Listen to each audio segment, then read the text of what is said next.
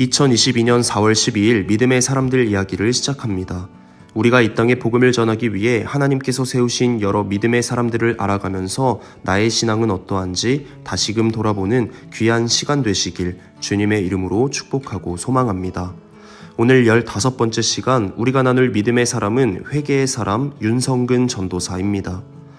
경기도 벽제 출신인 윤성근 역시 지난 시간 나눈 인물인 이덕수와 마찬가지로 예수를 믿기 전 동네에서 불량배로 지냈었지만 남감리회 전도인 김흥순을 만나 옛 생활을 청산하고 새 사람이 됩니다.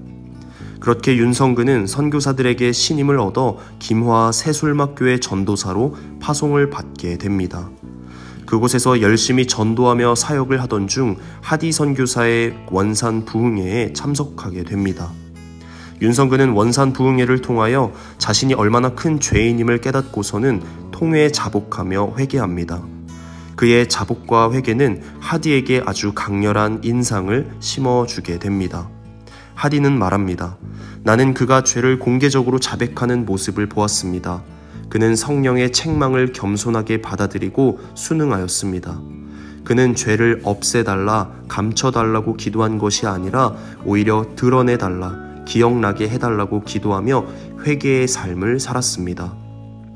한 번은 그가 전에 선교사 돈 $7 정도를 훔친 적이 있다고 자백하였는데 그는 이 돈을 돌려주어야 한다고 생각했고 그대로 행했습니다.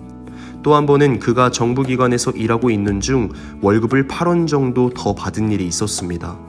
그는 이를 횡재라고 여겨 아무런 거리낌 없이 사용했으나 이것이 곧 죄임을 깨닫고 양심의 가책을 느껴 결국 정부에 그 돈을 갚게 되었습니다.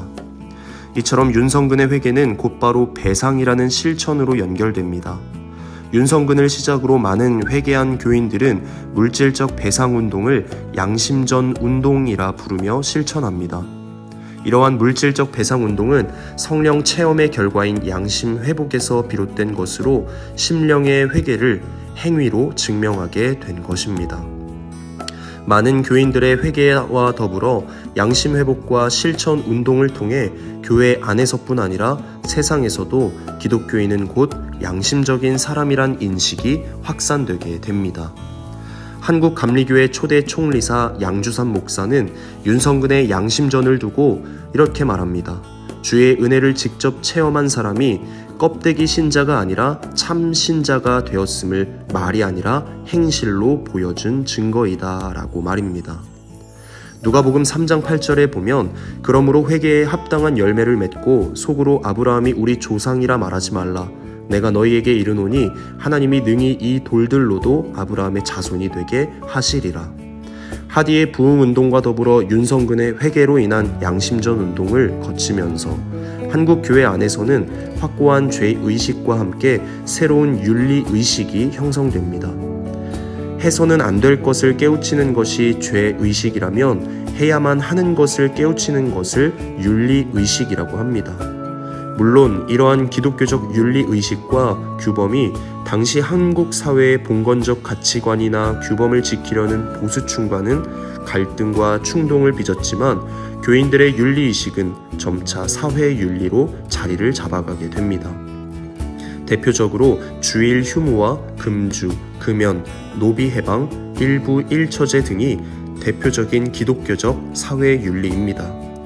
그 결과 감리교 창시자 존 웨슬리가 강조했던 바 개인 구원을 넘어 사회 구원으로 또한 개인 성화가 사회 성화로 연결되는 윤리적 갱신이 초기 한국교회 역사에서 구현됩니다.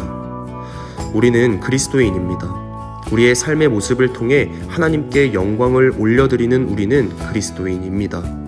알게 모르게 지은 죄가 있다면 이 시간 간절히 회개하며 나아가 보는 것은 어떨까요? 하나님 앞에 자복하고 회개함으로써 우리를 구원에 이르게 하는 회개에 합당한 열매를 맺어 그리스도인다운 삶을 살아가는 저와 여러분 되시기를 주님의 이름으로 축복하고 소망합니다.